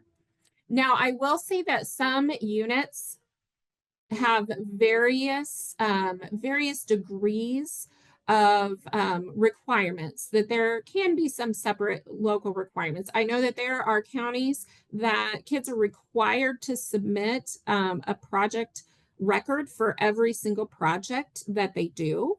There are other counties that don't have that expectations. And so local rules, always check in with your local extension unit if you don't know. There are people there who can help and guide you with those local requirements. Kind of the statewide standard, if there isn't a different county precedent, what's required in those PIN applications is that you have one of those little check sheets, so you make sure you have everything together. A personal information sheet, so just that picture and all of the projects that they were enrolled in for the year and some other demographic information. And then that they're going to have that every year. The permanent record, which that record is for all projects and some of the community activities. We'll talk about that more specifically later. And then a project report form. So that's sort of the minimum requirement statewide. Then for those who are selected to go on, we have the regional competition.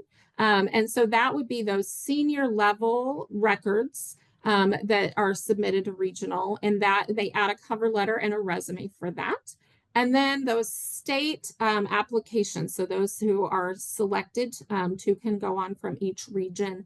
Then for that, everything gets digitized, and then they add a project video that's 5 minutes long. Now we'll go to the next slide. Okay. Oh, I think it went back. Or I had it in there twice. Okay, local record keeping. Okay, so these are all of the things that I was talking about before. I keep getting ahead of my slides. Sorry about that. So again, that state definition for those who are working on, that's defined in those member achievement PINs, those applications. So everything for the PIN levels 2 through 10 need that check sheet, the personal information page, the permanent record, and one project report form. And so those project report forms, they have different choices. One of them is general or animal. And so those are going to have differences primarily in the financial record keeping. It's going to ask for inventories of your animals and things like that. The dog project does fill out a general form, so that is kind of an exception. When you pull up those forms, one thing that's really helpful, or if you're in ZBooks, is when you select the project, it's going to tell you. The project will be in the drop-down menu. So if the project isn't available there, then you know you have the wrong form. And so that's a nice thing about using the computerized forms. Also, there is a junior form, an intermediate form, and a senior form, and the age divisions are broken down on those forms. And so that's going to be 7 and 9 junior, 10 to 13 intermediate, and then 14 and up senior. Now, the one thing to watch out for here is those intermediate aged kids who are 13. You know, check with your local record keeping, your local office, and make sure it's not going to get you in trouble. But I would have those kids fill out a senior form, because if they go on there, they will be eligible to go on to regional and state, because that's actually your 4-H age in the next program year that determines who goes on. And so those 13-year-olds will be 14 and they will be eligible to go on. And it is very discouraging for a youth member to find out that, hey, good news, you get to go on, but you're going to have to fill out the senior form and transfer all of that information. So I recommend that they just go ahead and fill out the senior form, even though they're an intermediate, and then there's no drama from having to change that later. That will save them some work. So, okay. So here's the check sheet. This contains all of those sections, so it will let them know. Again, that local box is going to be for all levels. Those bottom 2 boxes are just for those selected to go on to regional and or state. It's important to note that the way the check sheet lists the items for regional and state are not necessarily the order that they're supposed to be in. And so that Guide to Kansas 4-H Project Recognition, that contains the correct order. You know, when those are being evaluated, usually we recommend not punishing them for that, but obviously it's going to make a better impression to have it in the correct order. So that's just something important to note, is to check that guide for anything you're submitting. Personal information page, again, demographic information, list of projects for the program year in alphabetical order, and a picture. In the PDF form, if you double click on that little picture icon, it should let you add a picture there. That's one of my favorite parts of looking back at my old 4-H record book, is every year you can see the picture and the signature, how it went from the big giant print to the signature, you know, my senior year. And so those are fun things to look back on and to keep that record. And then we have our permanent record. And so this has 4 cumulative sections. And so that means that this record is going to carry throughout your 4-H year, or 4-H career rather. And so every 4-H year, you're just updating that with all of your 4-H and non-4-H activities. Again, this is the part that is a super lifesaver when you go to apply for those scholarship applications, or a college that has a very selective process, or even job applications for high school jobs or careers afterwards for those who aren't going to college. These are and those who are, really. So very important to keep this up to date. So it has 4 sections: groups and organizations that you're a part of, communications, presentations, exhibits and contests, activities, and most important, recognitions. And so the groups and organizations is more things that are meeting. It will ask you, it asks, as you can see, like how many meetings there were, how many you attended, whereas activities are going to be more things like school sports teams, or things that you're not really going to have a number of meetings for, if that makes sense. But there's a little bit of gray area of what goes where. The most important thing is to have it somewhere, so you have record of what you did, because you will not remember everything you did over your whole 4-H career when you are 18, if you haven't been recording it. And most important, recognitions, that might vary for every kid. Every kid has something that they did throughout the year. So if they got 1 blue ribbon at the county fair, well, then that is their most important recognition. And so I think it's important to find something to celebrate. Everyone has something to celebrate. They don't have to be grand champion at something to have been recognized at some point. Maybe they had perfect attendance at every single 4-H meeting. There's something, everybody should have at least one thing in that section. But sometimes that might be something that you as a leader have to find something to celebrate. You know, if they leave that blank, well, let's think back. You know, what did you do this year that was good? Because I know you did good things. And that can be something that would be hugely helpful to somebody in their self-esteem. Then this project report forms. Okay, so these are the sections that are found in the report forms. Goals, we already talked about that. Presentations and communications. This also can include things like making social media posts. Just beware that those who are evaluating those records, if you say you made a bunch of social media posts, they might go out and look to see these social media posts. So don't make things like that up.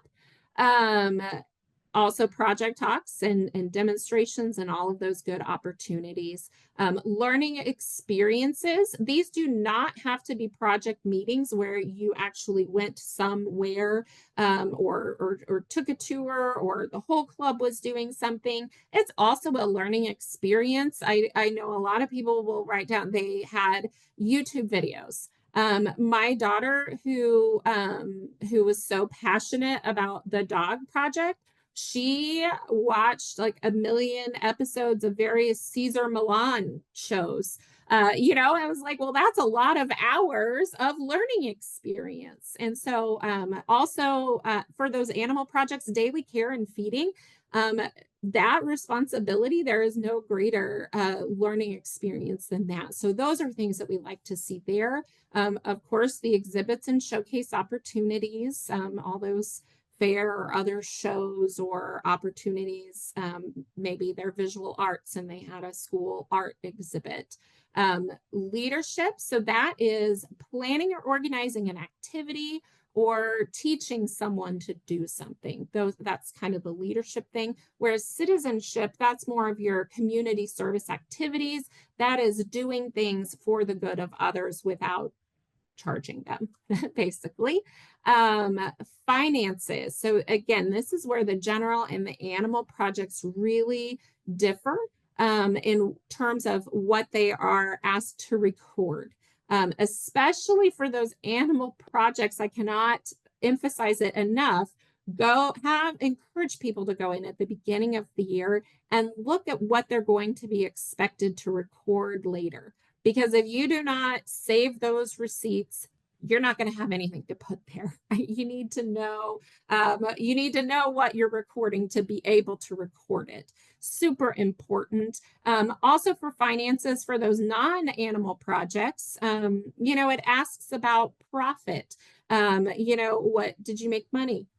Fair premiums can go there. Like you don't have to, it's not about making a profit, whether you made a profit or not. It's just about seeing what did I spend on this project and then what did I get back? And so that's a really important thing to note. But there are costs with doing 4-H, and it can be very important for those kids to see that. The reflection section. Again, if you're not familiar with these forms, I would really highly recommend just going and clicking on all the different forms, finding those links so you can see what's different there. But on, like I said, on the junior one, I think there's 4 sentences that they're supposed to complete. It is a very, it's very cute to read some of the things that they write. And then there's a little spot for the parent to say, these are the things that my child did or learned and the ways I saw them grow this year. Then the intermediates have sort of an open-ended reflection. It does have some suggestions. The seniors are the same. They just have a longer form area to reflect. But it does have some suggested things like a little outline of things that you should talk about. They do not have to just put question one, what was the question, and then answer it. It should be a sort of a narrative reflection, but it should address those things that they're prompted in the area to do. So things like what challenges did they experience and how did they overcome those? Again, with that scholarship application piece, there are a lot of scholarships looking for kids who are resilient and have overcome challenges. And so if you've already been writing about that every year in your project reflection, you can just pull out the most compelling story and copy and paste or reword it for that. And then photos. So juniors have 1 page of photos. Intermediates have 2 pages of photos, one for project learning and then one for leadership and citizenship. And then by the time they are seniors, they have 3 pages of pictures. So they have one for project learning, one for leadership, and one for citizenship. And that is what catches some people off guard, is that they don't have pictures. They haven't been taking pictures throughout the year, and so they're not prepared. So they might have 2 blank pages. They might have 1 picture on every page. So that's why planning ahead again and starting early is super important. They might have done a lot of great things, but no one got a picture of them. That's also something that you as leaders can really, really help with, because we have some teenagers in our county who do 4-H very independently, and their parents, they take themselves, they plan it all, they do all the paperwork, which is a great learning experience.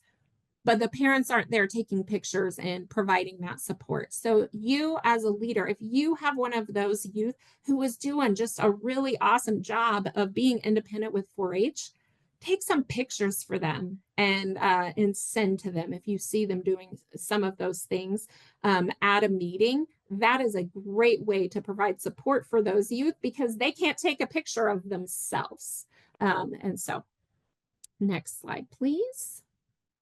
All right, and so again, this rubric is all available on the website, but this is how they are evaluated. And so it's really helpful for those youth, again, who are trying to improve. It's really helpful for them to get this, have this information in mind before they're completing those books. And then, so we have a few more specifically for project report forms. These tips: choose one project to focus on every year. That is really, decide what that project is going to be ahead of time. That is really good for those older youth who've already found their spark. It should be that thing that they are very passionate about. Make a plan to complete activities for every section of the project report form at the beginning of the year. As an added bonus, that's exactly what you're supposed to do with that goals section. One of the things, and that is one of the criteria you're evaluated on. So just go ahead and set those goals and then record progress throughout the year. Maybe evaluate when you do that. Oh, we still need to do this activity. Take lots of pictures. Like I said, plan ahead for those. Use the reflection as a teaching tool. So going through the reflection piece and saying, oh, well, yeah, we missed the mark. It's okay to have a goal that you did not accomplish during the year. That is okay. That means that you set really high, you set the bar high, and maybe you weren't able to get that, and maybe that goal will carry over to the next year. But taking the time to sort of reflect and discuss that is really important. Also, for the youth to be able to do that, that is really where you learn and grow, and that's actually part of the experiential learning model. So that is one of the most important things we do with record books, is the reflection. That's where the learning happens. And accuracy is better than quantity. So sort of that quality is better than quantity. With your project report form, it is only for the one project that was chosen.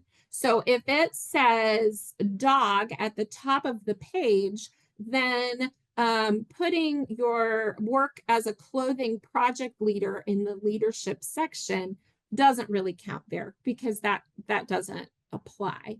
And so there are a lot of things when we're evaluating books, we'll see, oh, okay, well, I was the food superintendent and this is my geology record. okay, well, what, that didn't really apply to geology. So the good news there is that's less stuff that you're recording. But sometimes people want to add those things because they feel the pressure to add every line.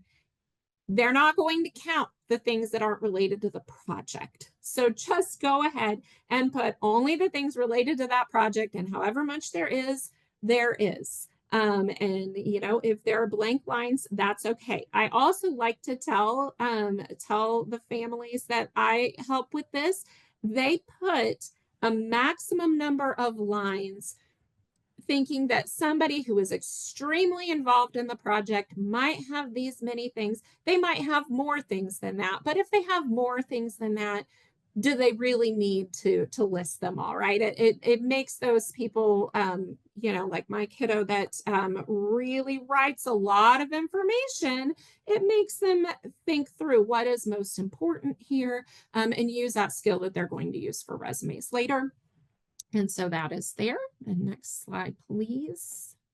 All right, so a cover letter when they add these, and again, this is for that regional and state level for the record book competition. It is also for the scholarship applications. And so a cover letter is a brief sales pitch for why the applicant is deserving of the award.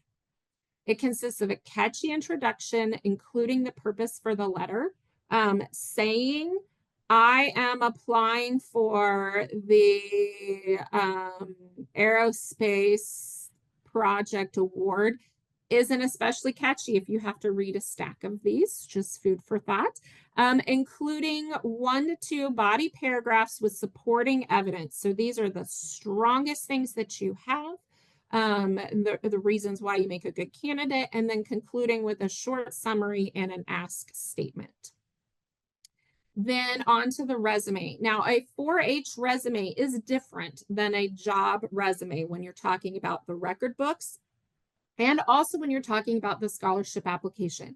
So it is super, super, super important. Check that guide to Kansas 4-H project recognition or for the scholarship applications. Check what they actually ask for and the criteria that are there. A resume should be an easy to read outline highlighting your qualifications. For careers, they say they should be able to tell in less than 1 minute. You might have less than 1 minute of an HR person's time that they're going to look at your resume and they're going to look for specific things. And if they can't tell what they need in that amount of time, you might be eliminated just for that. Obviously, our 4-H evaluators are going to take more time, but it is very important to have the correct sections and information, and that it shouldn't be a long narrative.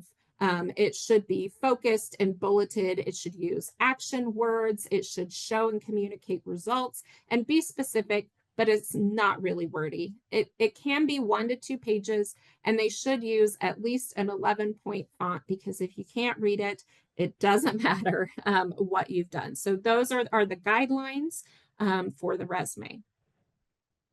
And then the video. This component is designed to be a creative introduction of the candidate to the judges for that Kansas 4-H Project Award. It's a substitute for having an interview. There is a rubric available online. Super important to check that. There is a 5-minute time limit. And it's very important to make sure that the audio can be heard. A lot of people, especially livestock projects, might shoot their video outdoors. There are microphones or headphones or different things that can help capture that audio. Because again, if they can't hear you, then it doesn't matter. Think about the video backdrop. I know that I have judged some that were for livestock projects, and they were with their livestock project, but they had uncleaned pins. And it's not especially attractive to have manure in the forefront between you and the camera that's visible. Like, you should scoop it beforehand. Like, think about that. Or like if you were doing an indoor thing, you don't want to have a messy house in the background, right? Like, you're making a good first impression of the judge here. And of course, cleaning up after your livestock is part of animal husbandry, which is a very important part of those projects. Okay, now we should be on to our scholarship applications. So there are a number of different scholarships with different requirements. And so information about that is available there on that awards and recognition page. And so it's important to see what opportunities are there. The application requires filling out an online form, kind of a Qualtrics form, and submitting a cover letter and resume. Again, those are targeted and they have specific sections that they are looking for. And then they have to have 2 references, fill out the reference form. But that does not, some other scholarship categories outside of 4-H, they it automatically will send that information to the references if you supply the contact information. That's not the case. The 4-H'er has to send the link. It's available right there, and it's easy to do, but that's an important component that the 4-H'ers, some of them don't necessarily know. So again, you can find those resources right here. That's a good opportunity. All the information is there. And then Sarah Keeley's contact information is there if you have questions of 4-H'er. I had to contact her because we have multiple people in our county filling them out this year, and we haven't really had people fill out the state 4-H scholarship application. And so I didn't really know what the process looked like. So she got right back to me, and that was very helpful. Right. I am going to let our reflection piece happen and transition to Chandra. Thank you, Cindy. Thank you. Oh, my video isn't on. Okay, there we go. Thank you, Cindy. Thank you, Jenna Lee, Nora, and Tanya for putting this together. So now what?